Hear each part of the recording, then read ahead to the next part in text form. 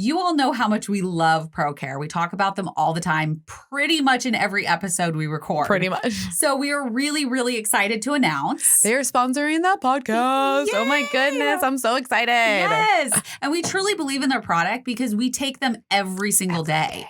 I take their 1-a-day capsule. Yes. And I take their 1-a-day chewable. It's freaking delicious. And not only do they have multivitamins, but they have calcium chews. Yeah. Delicious calcium chews. The salted caramel is to die for. Oh, and the cinnamon roll, guys, tastes like a cinnamon roll. Oh my God. They also have dinner mint, but our favorite is the dark chocolate for 2 reasons. One, you can have it at nighttime for a treat or make a s'more out of it. We've done it. Freaking bomb. How cool is that? So go now to procarenow.com and use code OSLP for 10% off. Alrighty, now go now. What are you waiting for? Go get your vitamins. Yeah.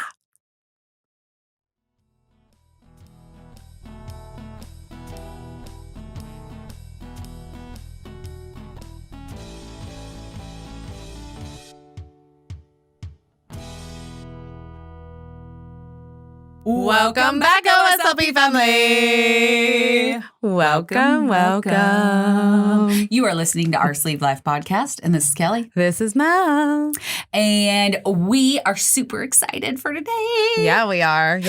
We have another weight loss surgery surgeon. Yeah, bariatric surgeon in the house. Well, over Zoom. Yeah, eventually we'll have in studio. That'd be cool. One of these days. We'll just hit all of the surgeons on our road trip / tour. Yeah, coming your way, guys. Think about it. Very soon. So we just want to introduce you guys to Dr. Birkedal. I said it correctly, right? Perfect. Yay! Well, I can go with just Christian is just fine with me. All right. We It's feel hard like to do that. You've earned your doctor title, so we like to use it. That's okay. Christian is much easier. I'm fine with that. Okay. Well, we've got Christian in over Zoom. Yeah. And so welcome to the podcast. Pleasure to be here. Yay. And this is your first ever podcast, which First ever podcast. You got it. we are so excited to be your first. Yeah. Tell us, where you're from. Why are you even in surgery, and how'd you get into bariatric surgery? Mm-hmm. I was born in Copenhagen, Denmark. Oh, Okay. Family immigrated to Birmingham, Alabama when I was 8. So both my parents were research scientists. So they worked at University of Alabama in Birmingham. Wow. Grew up there. Always knew, I had my first career aspiration was joining the NBA. Oh. Unfortunately, I stopped growing at about 5'11", and I can't jump, and I'm slow. well, that kind of takes care of that. Yeah. Yeah, I took care of that. So surgery was the backup plan. Okay. I knew I wanted to get away from home for a while. I knew I was going to go back there for medical school, so I went to Florida State for undergrad. Okay. Go Seminoles. Almost pulled that out against Notre Dame this weekend, but met my wife there. Got married after college. Went back to Birmingham. Did my 4 years of medical school, then my 5 years of surgery residency. Wow. And then moved back to Florida after that, and I've been in Florida ever since. What do you like most about Florida? That I can do outdoor activities year round. Nice. Nice. That's a good one. There's rarely a day where you can't get outside and run or swim or take the kids to the park or do something else, fun and outside. So That's awesome. I know. That's the one thing that sucks about Oregon is that there's so many, it's beautiful here, but there's sections of just you just don't leave your house. Yeah, because it's raining. It's raining pretty good. Yeah. Yeah. And the seasonal depression is real over here. So yes. I totally wish I could have a place to stay that's like that all the time. Yeah, we enjoyed Florida so much when we went. Oh yeah. It's so hot. It's just nice. You get that true vitamin D. Yeah. yes, That we do not get that in Oregon year round. No. No. They actually say that everybody in the Northwest has to take a vitamin D supplement because there's not enough that comes out. So. Oh. Yeah.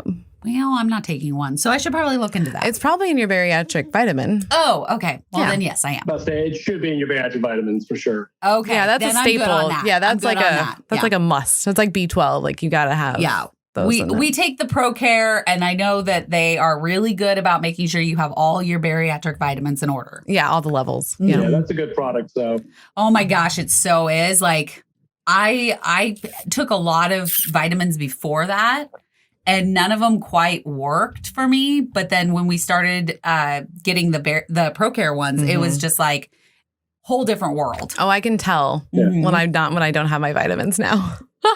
It's like for reals. Oh yeah. Yeah.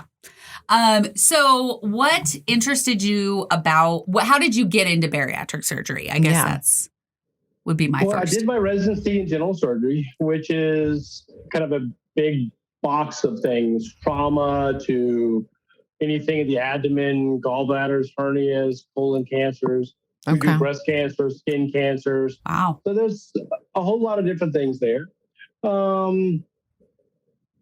I had a partner in Tallahassee where I started my practice who did a lot of bariatric surgery, learned from him. And really, if I take out somebody's appendix, their gallbladder, they're happy that we relieve them of the acute problem, but there's no real long-term relationship. Oh. Yeah. You made a difference in the acute, took care of the pain or the acute problem, took out the colon cancer, breast cancer, but really from a long-term patient standpoint, you fix the problem, which they're happy with, but then the relationship is more or less over. The cancer patients we see back up to 5 years, but at that point, the relationship is pretty much done. The bariatric patients, you get to know them. You get to know their dog. You get to know about their grandkids. You get to know their ups and downs because you see them a lot before surgery. Then you do the surgery and you've truly given them a tool to help them change their lives. Yeah. To cut down on their diseases, to get off a lot of medicine, to be able to take their grandkids to Disney World and walk instead of riding in a scooter, to allow them to achieve the things that they thought they couldn't do. And you get to be there with them on the frustrating days too, when they've tried to be their best and just didn't make the best decisions that past month and gained a few pounds. Yeah. You help them work through those problems and you see the patients gain confidence and grow and really blossom into the person that has been there the whole time, that is just, with all the stigma associated with being overweight, has just kind of gotten beaten down by society. And now you just, like, you're unwrapping the package and this wonderful gift is inside. No, I like perfect. That. Well, because we just talked about how we feel like now, we were in the grays a lot, and then now we're seeing color for the first time. Yeah, it's like we're in Technicolor. Yeah, we feel like we're alive. And before it was more or less like we were just zombies going through the motions. Well, and I mean, you talking about Disney World, when we were down in Florida, we did Universal and we did 13 hours. Yeah. In Universal. There's no way we could have done that 125 pounds ago. No way. 308 pounds was not going to be able to do 13 hours at Universal. No. And fit into all those rides. And, you would probably need a seatbelt extender on the plane. Oh, I would just feel like embarrassing. And then you're squished. And I would feel like shit the whole time. Yeah. That'd be fun. No. So that really hits home. All of those things. And it seems like you really connect with your patients. Yes. And it's more rewarding overall to see that. It certainly is. Good. I'm really glad. Yeah. That makes me feel that I like that you're passionate about it and it's about the patients. It's not, it's not about the money or anything like that. It's just the patients and how rewarding it is to see them actually live their lives versus being. Well, I feel terrible for people who go to work every day and don't love what they do. Yes. Yes. It's such a rewarding career that no matter what you do, if you have passion and purpose in what you do and you're trying to make the world a better place. And if you're just going through the motions and just doing something for money or for fame or for glory, whatever else, you're missing out on all the joys that are there. Yeah. I couldn't agree more. Seriously, because this is our passion project. This is our passion. And this gives us energy and light every day. So I literally I wake up and that's the first thing I'm doing is that. It's I live, eat, and breathe our Sleep Life podcast. It's constantly right in the front of our brains. Yeah. So because that shows through in what you guys do. Oh, thank you. We we talked a little bit before, we're making it strongly suggestive on our patients to listen to a podcast because you guys bring a different perspective than what I can tell the patients. I've not had bariatric surgery, so I can't walk in your shoes, but you guys do provide such wonderful information in such an entertaining way with your personal stories and everything else that every patient is going to bond with you and say, yeah, I know, I feel the same way, or I haven't experienced that yet, but I'll watch out for that. And that may be coming down the road, so it's wonderful what you ladies do.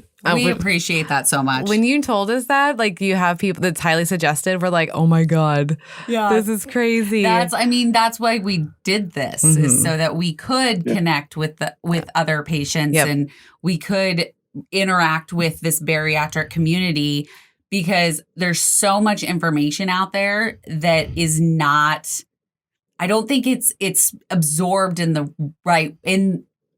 it's not absorbed when you get it from your doctor. Yeah, it's very clinical. It's very clinical.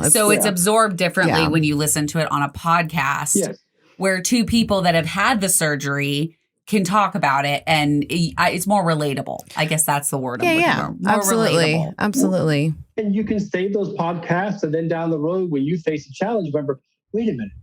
I remember they talked about this 6 months ago. Let me go back and find that podcast episode and see how they handle this. Yeah. You can listen to it over and over and over again, and you can forward the podcast to your friends or family or whoever. Yeah, we have a lot of doctor. Yeah.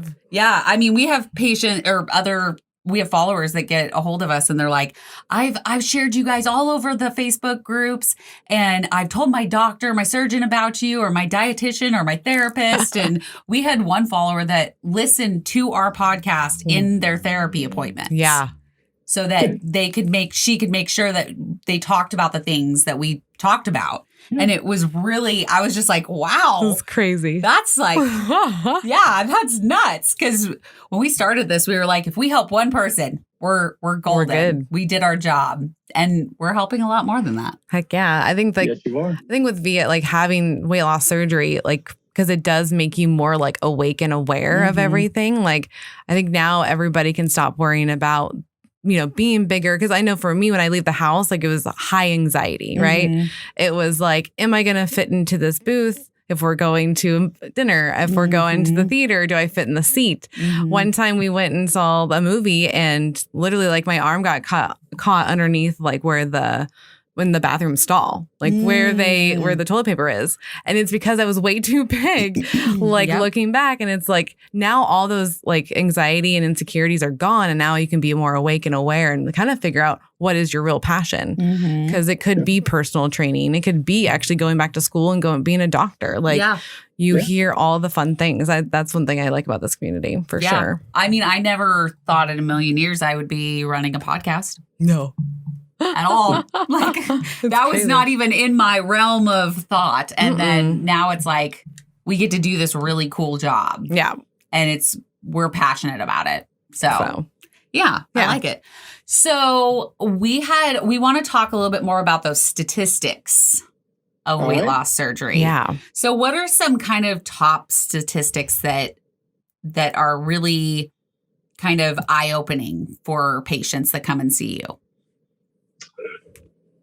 Well, I guess the number one is the mortality rate. The chance of dying young for the obese patients is somewhere between 30 and 45, 50%.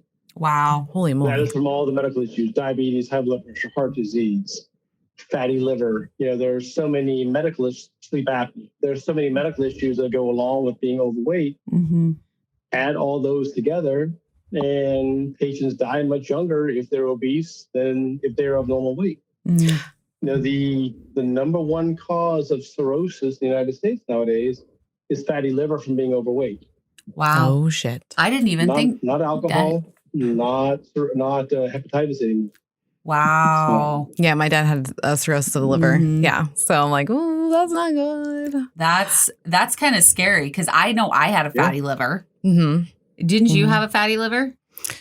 She said my liver was fine. Oh, okay. I thought you had said that. Oh, well. My brother did. That's yeah. Maybe that's what I'm thinking of. Yeah, my brother did because even my brother had surgery too. So yeah, I kind of want to touch base on sleep apnea because I hear a lot of people that say they have it but won't use the machine.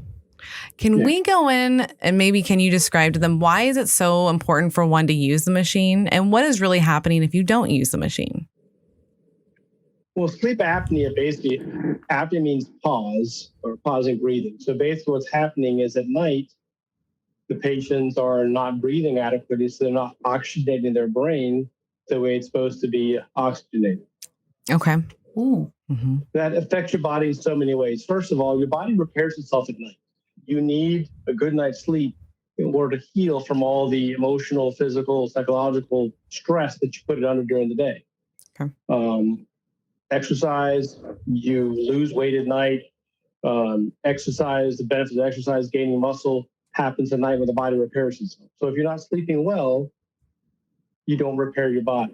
There are many studies that show, for example, that people who work at night tend to be much heavier than people who work during the day. Yep. Because people who work at night tend to go home and sleep a couple hours, get up and do things, get a nap here for 30 minutes, get a nap there for 30 minutes. They don't tend to get a good 7 or 8 hours of sleep. Yeah. Sleep apnea affect. Go ahead. Oh, I was going to say my ex-husband, he worked at night and it was the same thing. He would work for, he would sleep for like an hour during the night and then he would get up and he would finish his job and then he would come home, sleep for like 3 or 4 hours, get up for a little bit. And I remember Mel saying that people that do that die a lot sooner. Because they're stressing their body out. So it's the same type of thing. Yeah, with sleep apnea because you're stressing your body out by not getting all the oxygen it needs. Right. Okay. So a lot of time with the sleep apnea patients, their oxygen saturation is dropping down to the 60s and 70%. Normal is 95% or higher.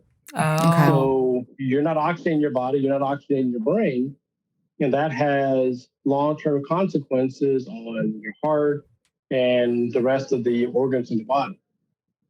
Wow. Wow. The way you treat it is one, weight loss.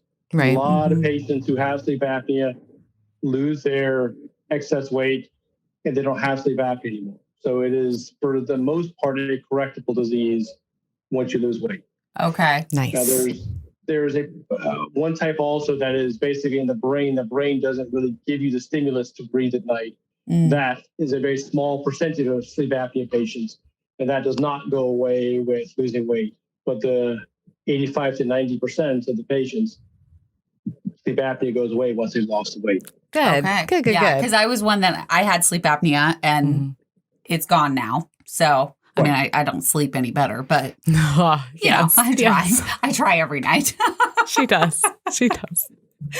Oh my goodness. 3 a.m. I'm up, ready to go.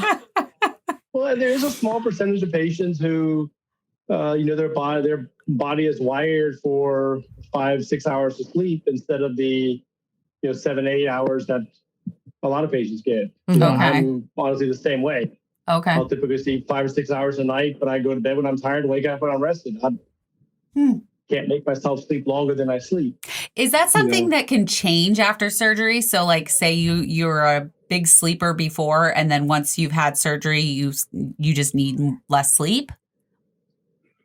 I've not seen any data on that line or any research. Okay. But it certainly would make sense. If you're getting quality sleep, you're healing your body in less time than if you're getting not good sleep. So it would certainly, would make sense that it's going to be that.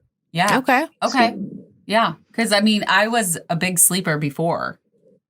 Yeah. I slept fine before. And then after surgery is when I started waking up at 2, 3 a.m. just ready to go. Your body's like, hi, it's time to wake up. It's time to do stuff. Oh yeah. So I have my coffee. I do all my things. I don't have anybody bugging me. Yeah, and there's no one awake at that time. You're supposed to be asleep. I'm a weirdo. I completely understand that. Going grocery shopping at Walmart at 3 o'clock in the morning, there's no one there. You don't have to wait on the line. Yep. True. Very true. I've done it. Advantages to it. Yes. We have Winco here and it's 24 hours and it's the same thing. Like there's just boxes in the aisle because they're restocking everything. But Like you zoom through there because nobody's in your way. Oh yeah, you're in and out in 20 minutes. It's amazing. Because I had to work for a while, like every 3 months, my actual, what does that call? My schedule would change. And so it would be from 4:30 in the afternoon till 3:10 in the morning. So there's been times where I get off of work at 3:10 in the morning. And I'm like, I'm just going to go grocery shopping. Why even go home yet? Like just pop over there, get it done, go home. And it was so much easier. It really was. Yeah. So there's no one in your way. Yeah, exactly. So with the sleep apnea, say they have their stuff that they do need. What is that? What is that actually doing to their body? Like, why is it so good to use the machine? Well, the machine is a positive pressure machine that basically blows oxygen in and basically makes sure they're getting adequate oxygenation throughout the night. Okay. It does make a lot of patients feel claustrophobic. Yeah. It does take some time to kind of get used to it.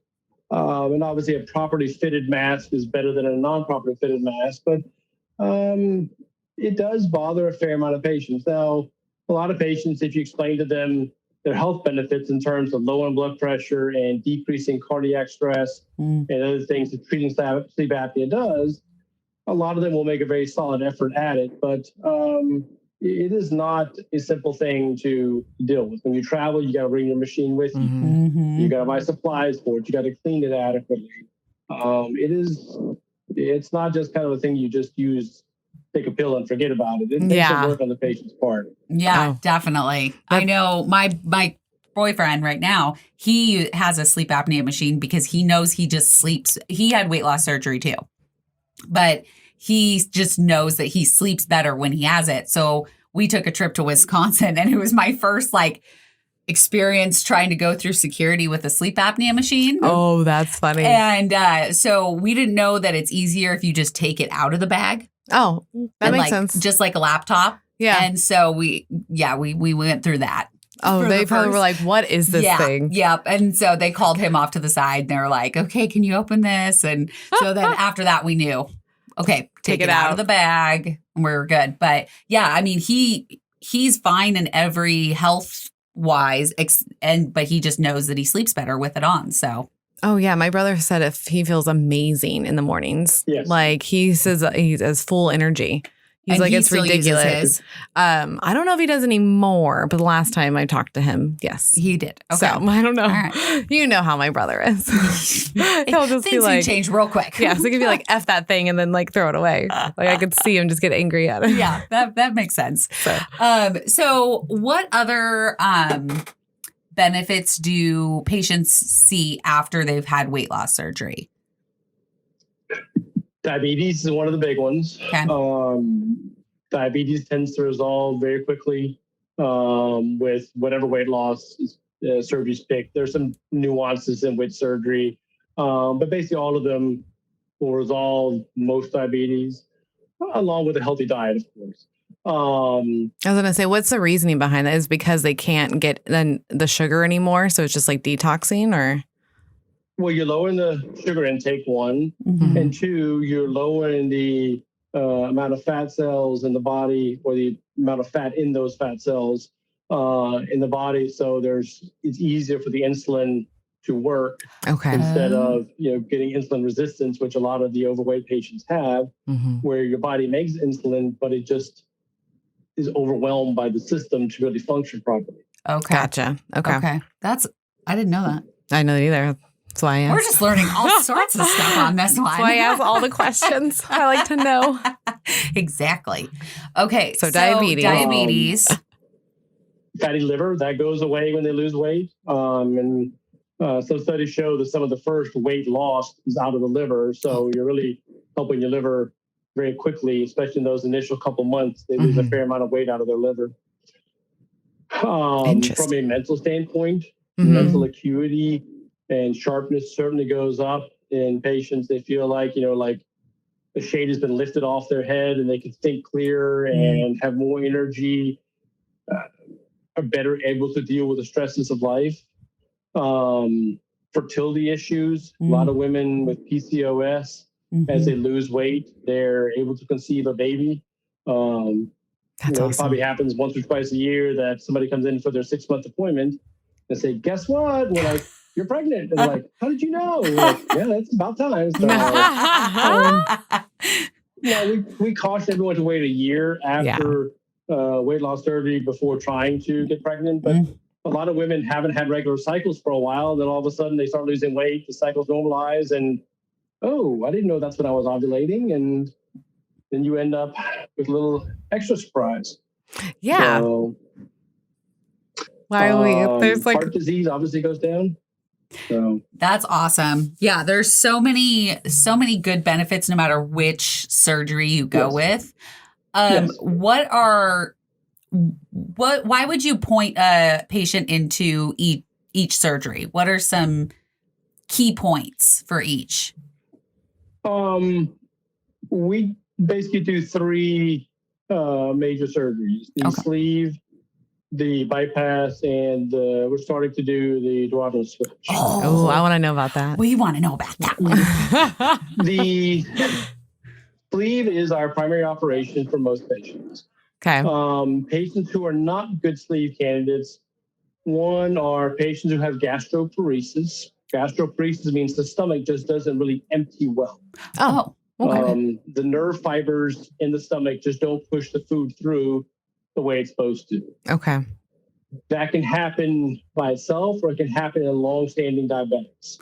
Oh. So if somebody's stomach doesn't work well, then a sleeve is not a great option for them in most cases. Now, would you find that out when you do the endoscopy? Or we typically find it out in our initial patient questionnaire. Okay. And then we talk to them, what kind of symptoms are you having? Food coming up, food sitting in the stomach. They feel like it just doesn't empty. A lot of acid reflux, things like that. That's a key that we look further, that we get an endoscopy done, that we run some other tests. There's something called a gastric emptying study that can really give us good data on how the stomach empties. Wow. That's really cool. Yeah, I didn't know that existed. Yeah. So actually you basically kind of swallow a egg sandwich, and there's some nuclear tracer in the egg. And then the radiologist can watch it sit in the stomach and then see how fast it takes for it to empty out of the stomach. Oh, that is rad. People talk about like the government trying to like chip us. I feel like if there was anything, like you could totally do that. You could chip right then. No. That technology does not exist currently. I know, but I'm just saying people talk about it. So if there was an option. Let's not even put that out there. We all carry around the chip in our pocket and our cell phone and drive around the car with a GPS, so they know where you're at anyway. That's what I say. There's a computer in your car. If they're going to chip me, can they give me Spotify Premium at least? That would be awesome. You're ridiculous. Just plays in your head automatically. Yeah, exactly. What I came up with when that whole conspiracy was coming about, I was like, it'd be really cool if that was a thing. Then when I go to college, instead of going to college, I just purchased this class and then it's just downloadable. Oh yeah, that'd be cool. That's my want, but that is not going to happen in my time frame. So this is totally off topic, or off of what we're talking about. But Limitless, that movie where he can read the book and then he immediately knows exactly everything to do. Yeah. That's what I want. Uh-oh.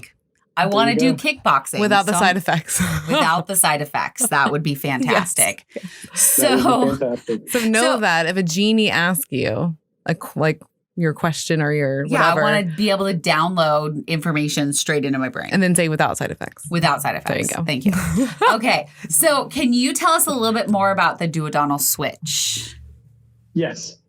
So the duodenal switch is basically a sleeve first. Okay. And then we do that part at the beginning. And then we go over and go just past the end of the stomach. The stomach empties into the duodenum or duodenum. We go 3 centimeters past where the stomach goes into the duodenum, and you divide the duodenum there. Okay. Then you go way downstream into the small intestine and reconnect the plumbing basically so that everything moves through again. So basically you're creating some malabsorption along with a sleeve. Okay. All right. Data shows that is the best operation for patients who are really bad diabetics. Oh, okay. That's cool. Yeah. Everything in the world is give and take. Right. Sleeve is the most straightforward, lowest risk, lowest long-term issues in terms of nutritional issues. Okay. Bypass, more risk because you've got 2 reconnections and we're kind of rearranging the anatomy, so you can have some consequences from that. Plus, you have to be much more careful that you get adequate protein, adequate vitamins in with a bypass than you do with a sleeve, because you're skipping part of the intestines and absorbing your nutrients. Okay. A switch is another step up from a bypass. So, we try to tailor ultimately we let the patients pick which one they believe in, because I think all 3 work. And the tool that you believe is the correct tool is the one that you're going to do well with. If I sweet talk you into something you don't want, you don't believe in it, you're not going to do as well with it as you would if I had done what really would have been the best operation, the one you wanted. So, so we let the patients pick, but the switch, like I said, which we're just starting to do, that really is the Cadillac for diabetes. But you also have to have a patient who has the ability to really make good choices all the time, who can get the vitamins, get the protein, who has reliable follow-up. So it is not an operation for everybody. Okay. So, because we really don't know a whole bunch about the duodenal switch. No, not really. We've seen a few accounts starting to pop in that have been switched. And we talked to one person. And we've talked to Jenna and doesn't matter. Yep. Anyways, so I know that if you get the sleeve, it can always be moved into a bypass. You can always go in and change to a bypass. If you get a sleeve, can you change it to a duodenal switch? I think so. Yeah. Okay. Yeah. So what would be kind of the signs that you would want to go from a sleeve to being switched? Well, let me answer the sleeve to bypass first. Okay. One of the potential side effects of a sleeve is increased acid reflux. Okay. Yeah. So if patients develop a lot of acid reflux afterwards, that can lead to damage to the esophagus, and that can lead to changes that can become cancers if untreated. Now, there's a couple ways of fixing that. One is to convert the sleeve to a bypass. That makes the acid reflux go away. Okay. Or there is a device called a Lynx, which is a kind of magnetic band that you can put around the very lower end of the esophagus, that basically when food comes through, it opens. When food, after it's passed, the magnets close, and so the acid can't get back up. I kind of like that. I don't believe it is FDA approved for bariatric patients who have bariatric surgery at this point, but the data is in the FDA's hands. A couple of my colleagues have been part of those studies, so it should be FDA approved. I think they were looking at November. Oh, wow. For the Lynx in bariatric patients. So that will, the patients that have significant reflux but really want a sleeve and not a bypass, we give them the option of doing a Lynx, once November rolls around and the FDA approves it. Okay. Because that really does a great job of cutting down on the reflux. Now, is that something you can have in your body the whole time, or are we going to have to replace? Is there enough data to know that? Stay there forever. Okay. So I think the data is probably, I think the original data was probably done 10, 12 years ago. So they've got 10 or 12 years of good data on the Lynx. Now, I may be wrong on the number of years, but it is a well-researched, well-studied device that has a lot of success. So, so that's one reason for switching from a bypass, from a sleeve to a bypass, is a lot of reflux. Yeah. Some patients need the malabsorption of either a sleeve, of either a bypass or a switch in order to really get the weight loss going. sleeves were originally designed as a staged procedure, where if somebody was, let's say, a BMI of 75, a bypass or a switch is a very difficult operation on somebody with that high BMI. Yeah. So they would get sleeved first, lose 150, 200 pounds, and then convert it to a bypass or a switch to get them the rest of the weight they need to lose. Okay. Now we found over time that a lot of people did very well with this, with the sleeve and could lose 300 or 400 pounds just the sleeve alone. They never need to be converted. But there are some patients who, after a couple hundred pounds, the weight loss just kind of stalls no matter what you do. And then you end up needing to convert them to something different. Okay. So good to know. Yeah. But specifically switching from a sleeve to a switch, I think the main reason would be if they need that malabsorption and they really just don't want a bypass for whatever reason. Okay. Or if their diabetes worsened despite they lost weight with the sleeve, then you can switch them, and that really helps with the diabetes. Okay. Wow. That's a lot of options. That is a lot of options. Well, So what about like if somebody regains and so do they have the option to go back in and change to like a bypass or the switch? Yes. Now, a lot of weight regain is things sneaking back in the diet that shouldn't be. We train all our patients to start journaling their food from day one.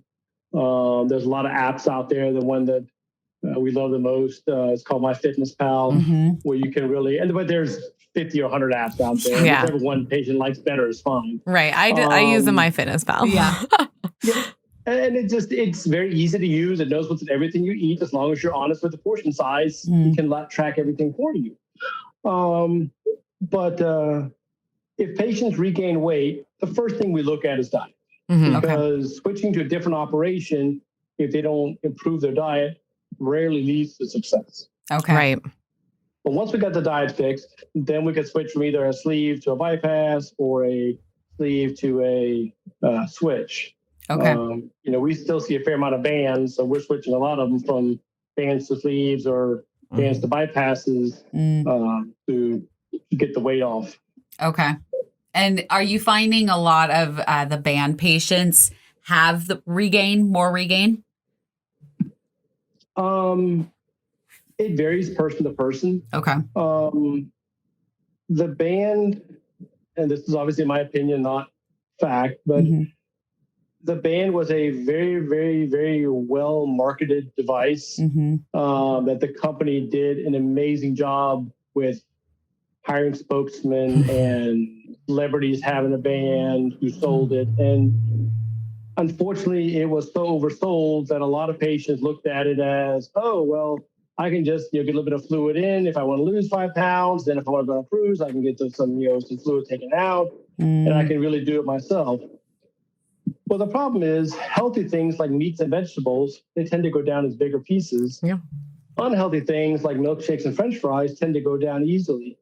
So the patient will say, well, just tighten my band, I'll lose weight. Well, no, tightening your band is just going to drive you towards a worse diet and you're going to gain weight instead of lose weight. Oh. So the band, like I said, it was just way over marketed and sold to everyone who wanted to lose between 5 pounds and 500 pounds. And then a lot of bands were put in by places that all they did was put in bands and really offered no education beforehand, no follow-up afterwards. As the patients didn't really have the tools necessary to be successful with their band. Yeah, like with my brother, he did the lap band first. And then when he got the sleeve, it was funny because within a week, he's like, this restriction is completely different. And I go, yeah? Yes.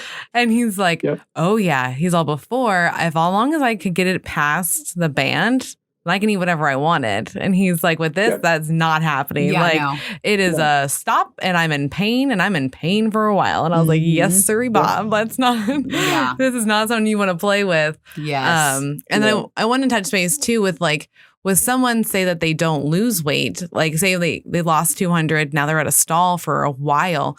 Are you guys finding any common statistics of why that's happening? Or is it just genetics? I I think our body likes to be in homeostasis. It doesn't really like to lose weight. So what we typically do with somebody stalls is first look at diet to make sure diet's pretty good. If they've lost 200 pounds, they know what they're doing diet-wise. Right. Then we tend to really talk more about sleep. Are they getting adequate sleep? We look at exercise. Are they they're challenging their body 3 or 4 times a week with some kind of physical activity? Okay. And we're big on changing up what you're doing. You know, I tell all our patients, if we live right on the beach here in Florida, you know, if we took you a mile offshore and told you to swim in, if you can't swim, you'd burn a whole lot of calories trying to swim in. If we put Michael Phelps out there, he'd probably burn about 10 calories swimming in because he's so efficient at swimming, where somebody who can't swim is not. Okay. So if you walk the same 2 miles every day, when you're not used to walking, you're getting a lot of benefit from it. On the other hand, when you do it for the 100th time, your body's very used to walking that same, 2 miles at the same pace. You're getting not nearly as much benefit. So we tell them, change the speed. Go hard for 2 minutes and easy for 2 minutes.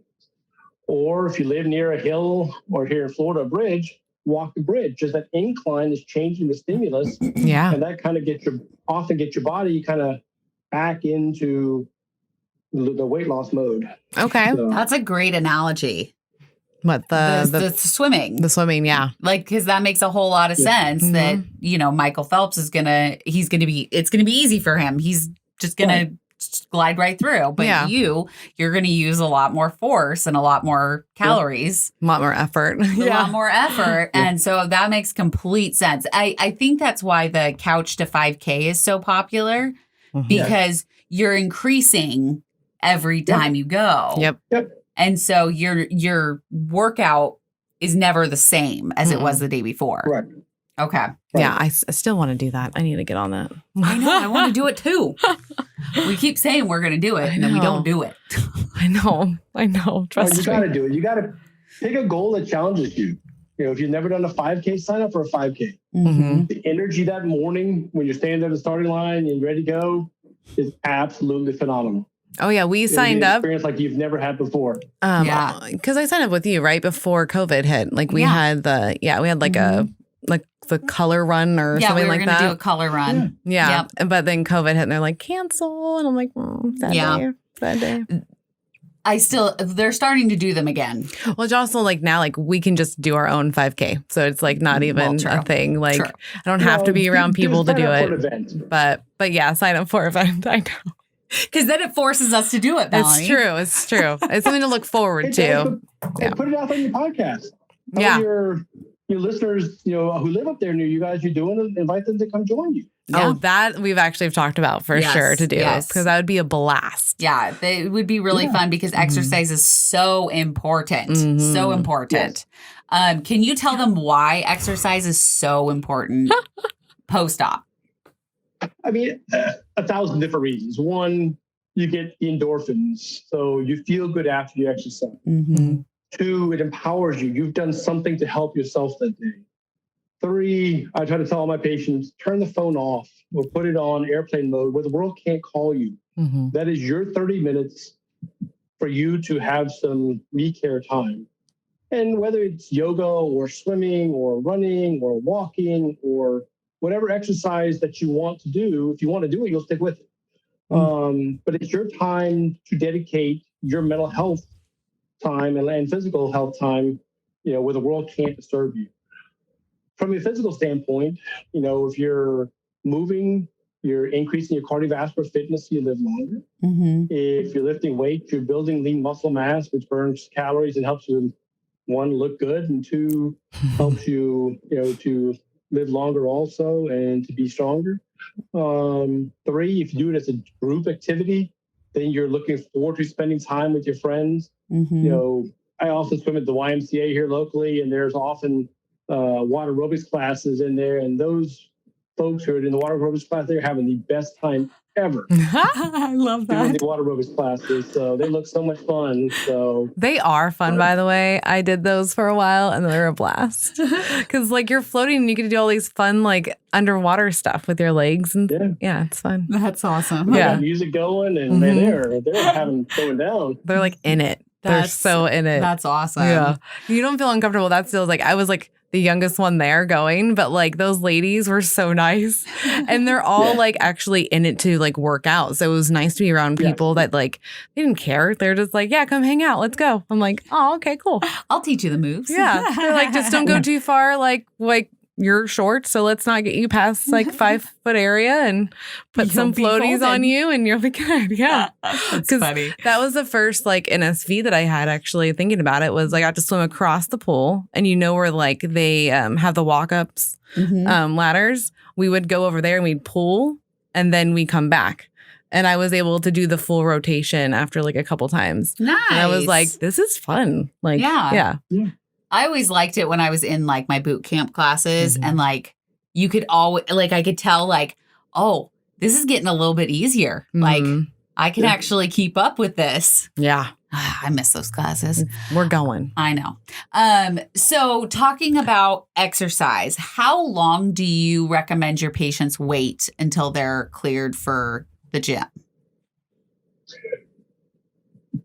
We get them up walking that day. I clear them to go back to whatever cardio they want to do as soon as they feel up to it. We don't want them swimming for 2 weeks just we don't want outside dirty water on the incisions till we see them. Okay. But in terms of yoga, walking, riding a bike, Stairmaster, whenever they feel up to it, getting up and moving tells your brain, yeah, I had surgery, I'm sore, but I'm okay. I can get back to life. I can, we encourage them to go back to work fairly quickly also, unless it's have to lift heavy at work. That we typically make them wait somewhere, 4 weeks or so before they're lifting weights. Okay. But exercise is so mentally healthy for you that we encourage them to get back to their normal activities as fast as they can. Oh, I like that. That's good to know. Okay. With your type of surgery, is it all laparoscopic? 99% of them are, yes. Okay. Every once in a while, you get somebody who's had a whole bunch of previous abdominal surgeries, and you just can't safely get in laparoscopically. But that is very, very rare. Okay, so that's like the scar tissue is just too. Yep. Okay. Oh, I did not know that. Yeah. Yeah, that's cool. And then I was going to ask, comment. So you had said that when you lift weights, you're building muscle and lean muscle. And I was going to point out, because when you're losing weight as quickly as we do, you tend to lose a lot of muscle mass. Yes, you do. So it's very important for us to do weightlifting as soon as we are able to build that back. Correct. Okay. I just want to point that out. Especially for women also, women tend to get osteoporosis, which is basically a weakening of the bones as we get older. That is certainly linked to muscle mass. So women lifting weights, many studies show that it helps prevent women from getting brittle bones or osteoporosis as they get older. So I did not know that. I did. Well, aren't you smart? A little bit. So what's your favorite surgery to do? I'd say probably the sleeve is my favorite operation. Okay. Because a lot of them are outpatients nowadays. The patients tend to have a smoother recovery. Now that doesn't mean that the other operations there's major issues. Every surgery has small risk to it. But the sleeves, they tend to get back to work quicker, get back to normal activity quicker. It's 3 months out, everything is kind of evened out. But for the first few weeks, the sleeves, they're a little tight, so they have a little trouble swallowing. We have them breaking out a little bit in speedy medicine cups or shot glasses initially until the swelling goes down. But kind of once you're done with that part, then it's pretty smooth sailing for most of them. The bypasses, little bumpier initially in some of them, but and I guess also just a little bigger operation, a little more risk. So I get a little less sleep worrying about the bypass patients than I do the sleeve patients. The switches we're really just starting into, so I don't have years and years of experience with the switches. But I would say the sleeve is my favorite. Okay. All right. Is there a common I know it sounds bad, but like a complications, like is there something that's like if they're looking ill, like do you know right away, like, oh, that's probably this? Well, the risks, bleeding, infection, injury to the structures around there. You've got the liver, the spleen, your intestines, the colon right near where you're working. Those risks are very, very small. The biggest, or one of the risks is blood clots. We tend to give people blood thinners before surgery. If there's any family history or personal history of blood clots, then we have them see a blood clotting specialist beforehand to help minimize that risk. Any surgery, a little bit of stress on the heart.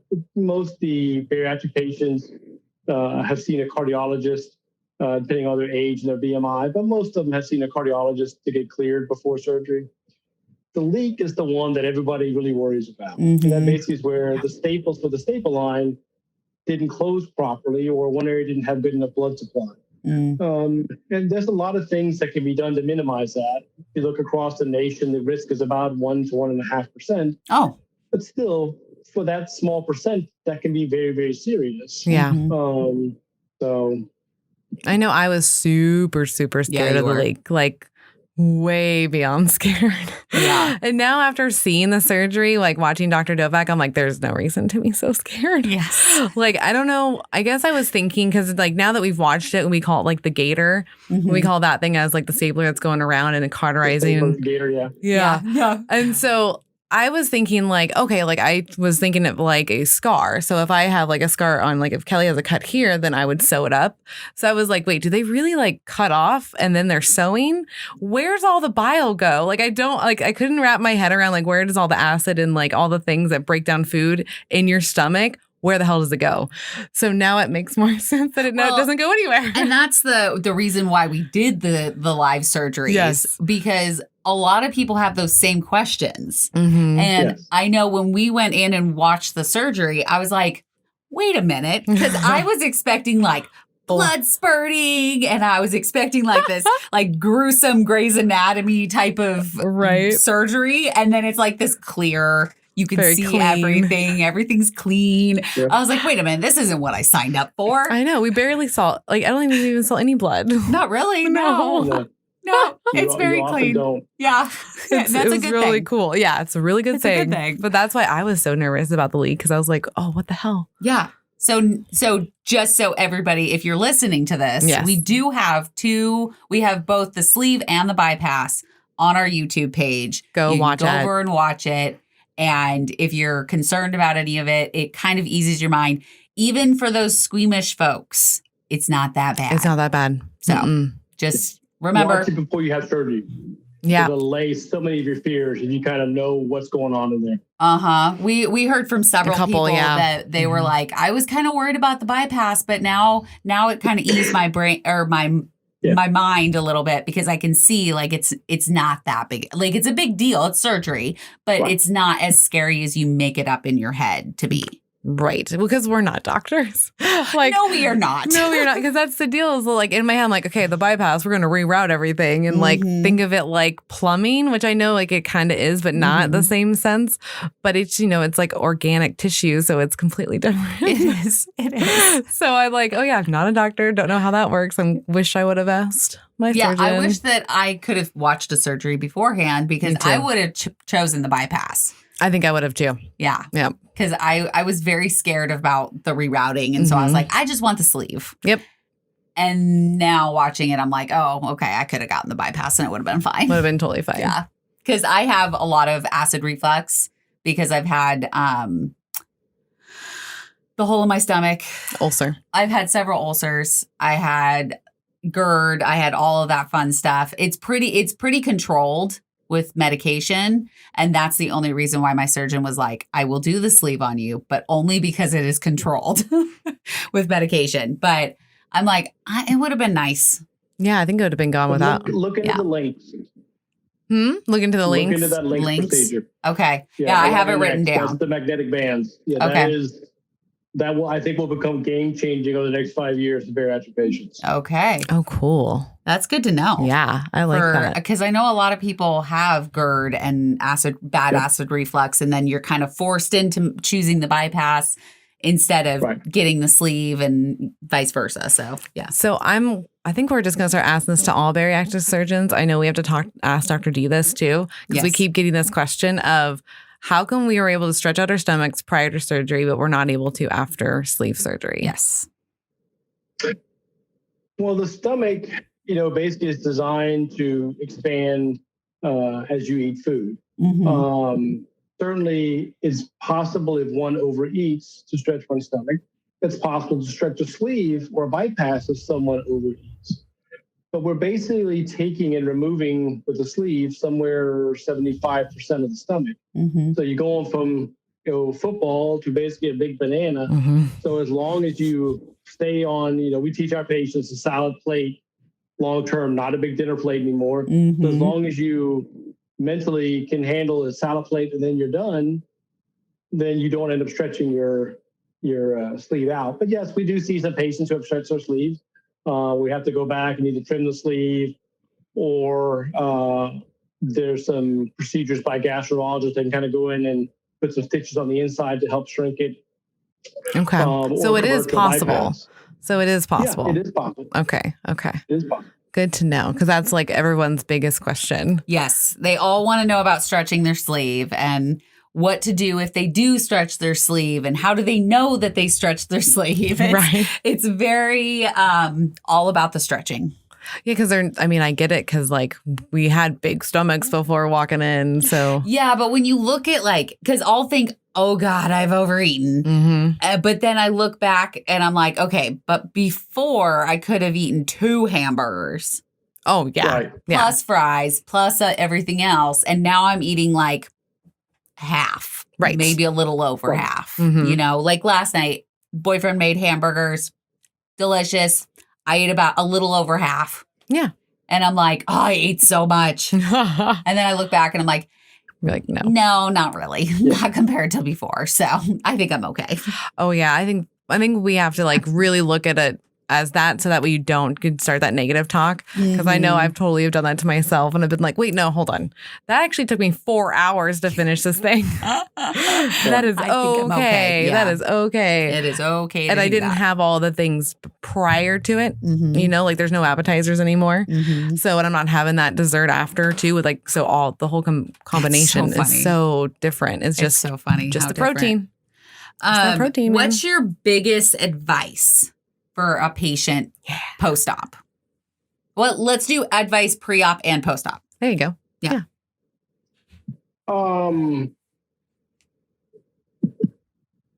Pre-op is to really work on your diet, to get used to the low-carb diet, because that is what you're going to be on the rest of your life. If you go back to a high-carb diet, you very likely will put weight back in. Okay. For both pre and post-op is ask questions. Ask your surgeon. If you got 1,000 questions, ask 1,000 questions. Make sure that you're comfortable with what's going on both before and after. Don't be shy to call. If you got a question, call the office. 99% of questions that are called in is stuff that the staff handles every day, and they can answer in 2 seconds. But your surgeon is happy to call you back or respond via text or email or whatever other communication form to answer your question. This is what they're passionate about. This is what they love doing. They love helping patients. You're not bothering your doctor. If you feel you're bothering your doctor, you find yourself a different doctor. Because that's somebody who doesn't care about you, who just is in it for the wrong reasons. In my 23-ish years of operating, I could think of maybe 4 or 5 patients that I thought were completely excessive in the amount of staff time and everybody else's time they took up. But, and that's out of tens of thousands of patients now. Yeah. So we do this because we love doing it.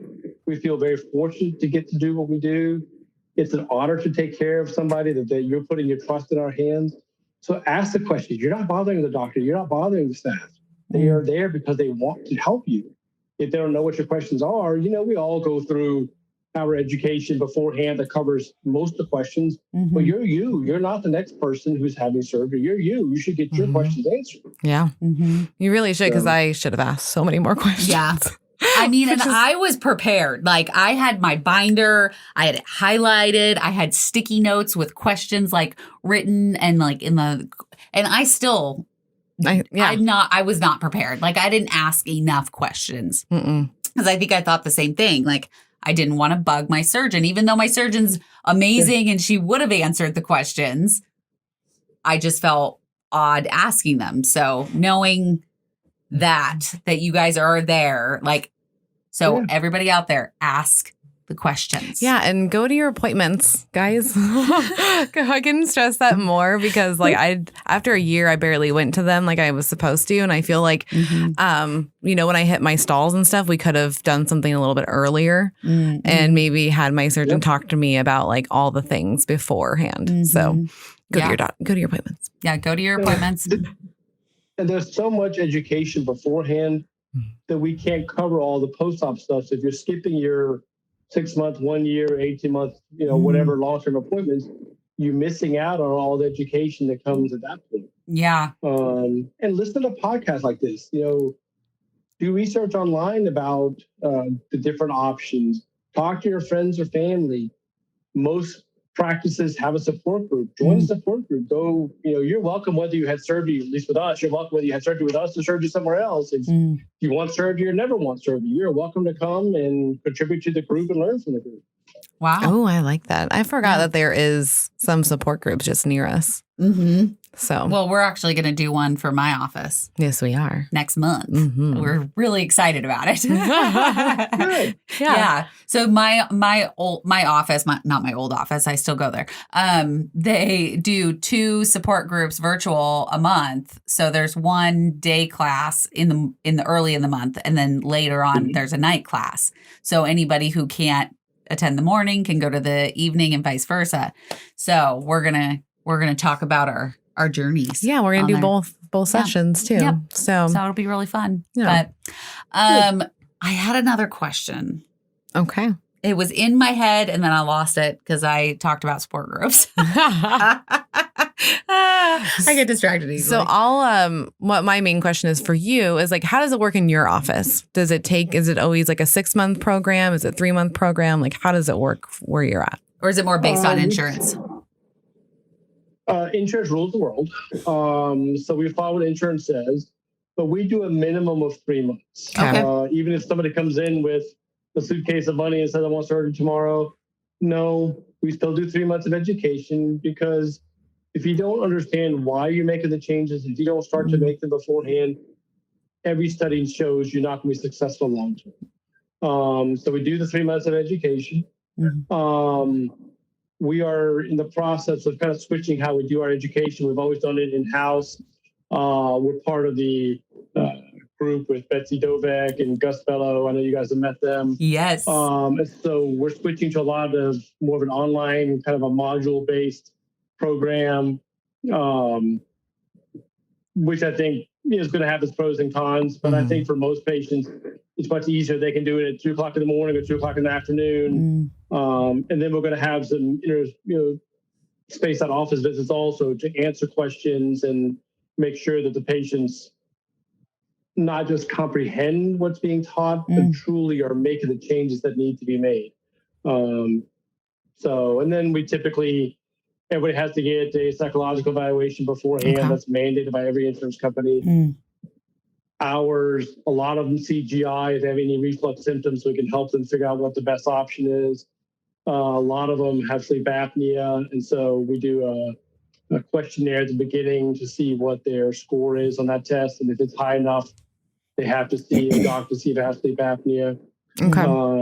A lot of them have heart issues, so we get cardiac clearance on a lot of them. So, and then once they're losing weight, making the dietary changes, have got all their clearances, then we pick a date for surgery. Okay. Awesome. That's great. Yeah. So I have a question about food. Okay. How many carbs do you recommend for a post-op bariatric patient to have in a day? Our standard answer is 80 grams of carbs a day. Okay. That is, like I said, that's our standard answer for most patients. Okay. Now, obviously, if somebody's going to start doing Ironmans or running marathons, yes, but then we need to time the carbs around the exercise, not just increase the carbs at the end of the day. So it can get very specific depending on what the patient wants. And, but we tell those 80 grams of carbs need to be healthy source of carbs. Fruits, berries, things like that. Not, Cinnamon Toast Crunch cereal in the morning. That is not healthy carbs. As much as we want it to be, it will never happen, folks. Exactly. That is not a healthy carb. It is my favorite life cereal, but no more. Yeah. No more. Yeah. No more. No more. So. And anytime I try to eat cereal or soup, which y'all know how I feel about soup. We hate soup. I think it's stupid. It's like, who are you? What are you trying to be? Are you liquid? Are you solid? After bariatric surgery, you can't drink and eat at the same time. So how does this work? Yeah, no. It doesn't work, people. Not for us. Doesn't mesh. Just leave the soup and the cereal out. Seriously. Oh my God. I know, I'm crazy. I have a problem with soup and cereal. I don't get it. I thought you were going there with something. No, that was it. Oh, okay. I'm just griping about soup and cereal. That's where I'm at right now. I will say I've noticed when I've tried to go back to cereal, it does not taste as good. It is not the same. It's so different. Your body is shocked by all that sugar. Yeah, I'm like, damn it, it's not good anymore. Yep.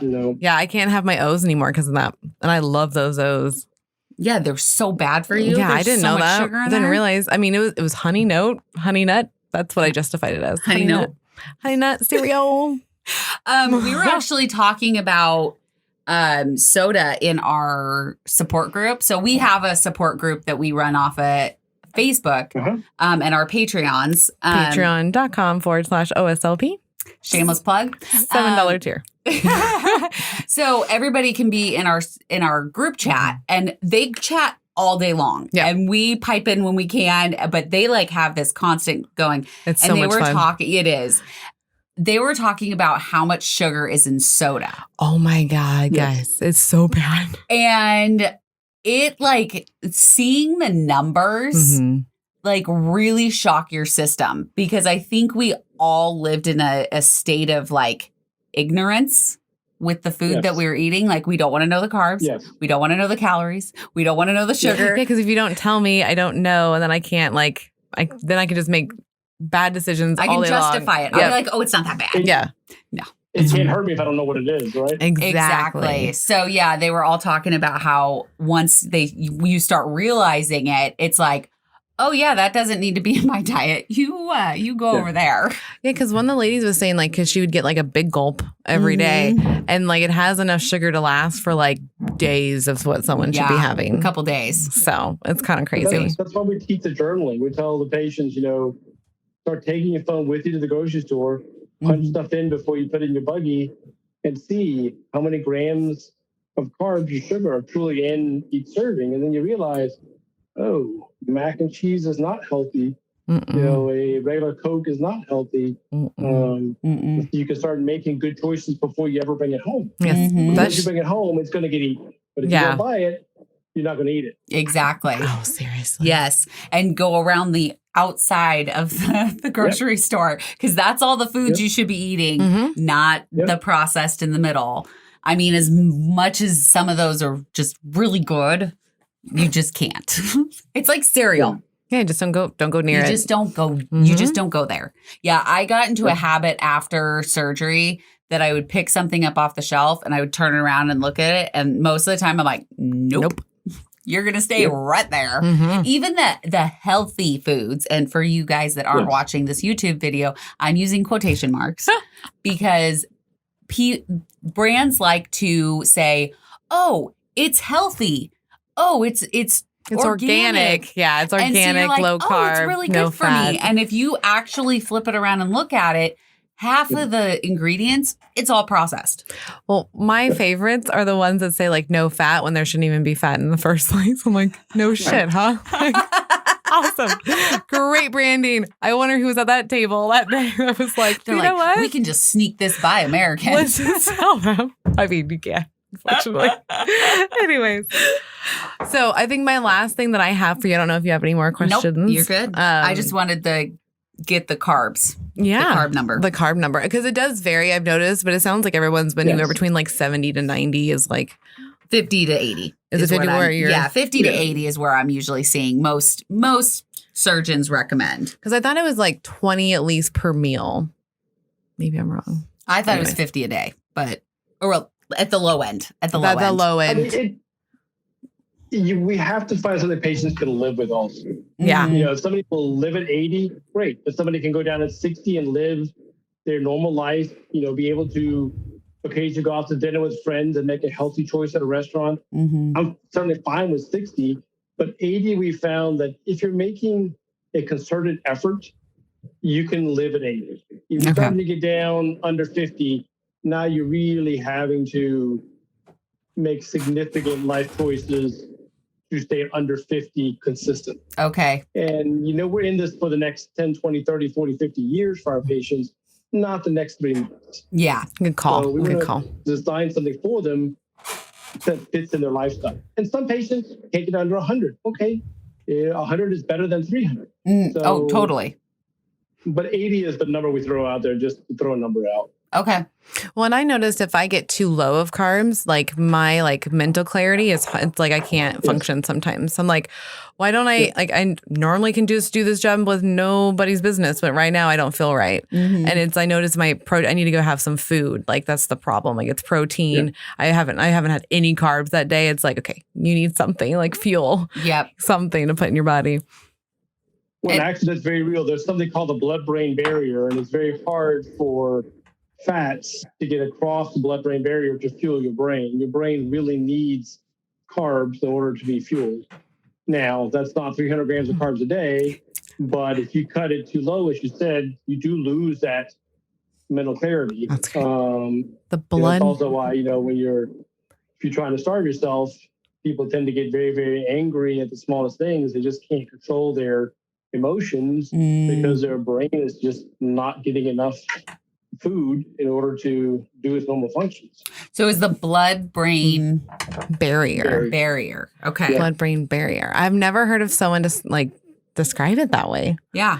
I really like Makes that. Sense, though. It does. Because like, I know like we always say like, we're feeling stupid. So we're like, we need to go and get like some food. I was like, I need some protein. Stat. Yeah. I need something to eat because I'm getting real stupid real quick. Real quick, man. Yeah. So I think with that, the carbs, you want to have it more in the morning, correct? Because then it fuels you more during the day. Yeah. Versus eating it at night and then going to sleep. Yep. Okay. Well, and that's why he touched base, I think, with the whole like, let's move some carbs around workouts because like that's kind of the deal. It fuels you, you get the energy, and then you burn it off. Well, and you can have some before a workout, use that to work out, and then you have some after to fuel your body.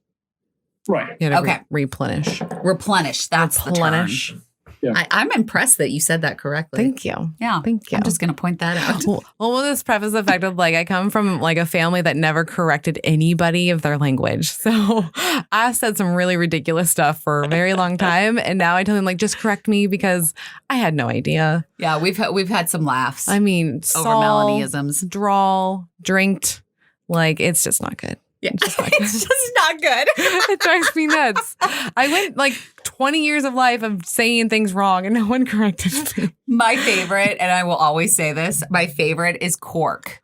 So quirks, like weird random things that you do. So bad. Are quirks. And we were talking about it. And so she wrote this post all about how she had many corks, like corks that go in a wine bottle. Apparently I have a lot of wine bottle corks. Yeah. And I'm like, why is she talking about corks? Like, I don't understand what she's talking about. And then I realized that she thought it was the same word. Yep. 100%. Yeah. 100%. And that will still forever be my favorite Melanieism. That's totally fine because I said it a lot during that post. Yeah, you did. And I just let her go. It was so bad.